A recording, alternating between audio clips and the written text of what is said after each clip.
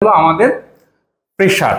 আমরা সবাইকে আপনি জিজ্ঞেস করলেই বলবেন যে ভাই খুব ব্যস্ত, খুব প্রেশার অফিসে, এই অফিস কেমন, খুব প্রেশার। এই কথাটি বলে না এরকম লোক এখন অন্তত কম।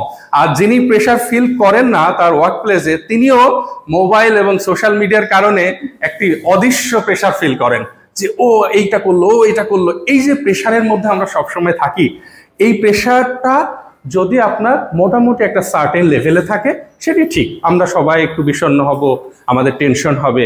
কিন্তু এটা যদি 7 থেকে 15 দিন অতিক্রম করে তখন একটু অ্যালার্মিং।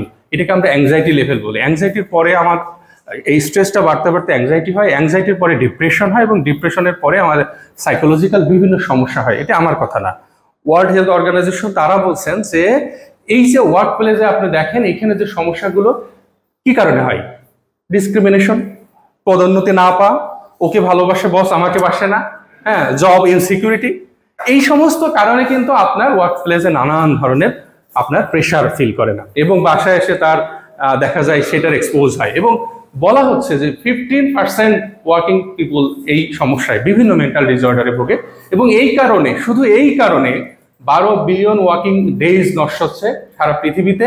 এবং বলা হয় যে একজন ব্যক্তির পুরো ইয়ারে 36 ঘন্টা নষ্ট হয় এই ডিপ্রেশন এবং অ্যাংজাইটির কারণে। তার মোস্ট অফ দ্য কেস হলো অ্যাংজাইটি। আমরা অ্যাংজাইটি নিয়েই আজকে মূলত কথা বলবো, মেন্টাল ডিজিজের, এবং যেটি এক্স ফ্যাক্টরের মানে আমাদের মস্তিষ্কের একটি বড় সমস্যা। তো সেটার কারণে কি সমস্যা হয় আমরা সবাই কম বেশি জানি, যে আমাদের সাধারণত আমাদের যে টাস্ক দেওয়া হয় সেগুলো আমরা সাধারণত ভুলে যাই। একটা সহজ কাজ সেটি করতে যে সময় লাগতো তার থেকে বেশি সময় লাগে। আমরা ম্যাড সবাই বলি, কিন্তু ম্যাড মানে ওই পাগল না, ম্যাড মানে হলো মডারেট অ্যাংজাইটি, খুব বেশি সমস্যা না, মডারেট লেভেল। জেনারেলাইজড অ্যাংজাইটি হলো একদম প্রাথমিক লেভেল, প্যাড হলো প্যানিক লেভেল অ্যাংজাইটি, একটু সমস্যা।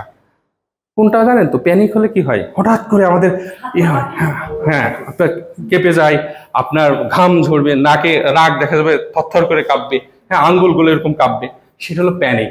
এই প্যানিক অ্যাটাকটা হয় হলো আপনার ফিয়ার থেকে, ফিয়ার আর ফোবিয়া আলাদা। ফিয়ার হলো আপনি একটা জিনিসের দাম তেলাপোকা ভয় করেন, দ্যাট ইজ ফিয়ার।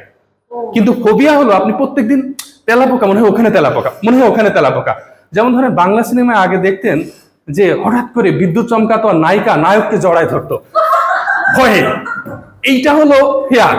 কিন্তু ফোবিয়া হলো নায়িকা যদি প্রতিদিন মনে করে আজকেও মনে হয় বিদ্যুৎ চমকাবে, আজকেও মনে হয় বিদ্যুৎ চমকাবে, তাহলে আবার আমরা অনেক সময় দেখতেন আনোয়ার হোসেন কিংবা কবির মিত্র বুকে হাত দেবো তারা এইভাবে, কিন্তু তারা স্ট্রোক করতো। এইটা হলো প্যানিক ডিসঅর্ডার, মানে প্যানিক অ্যাটাক হিসেবে।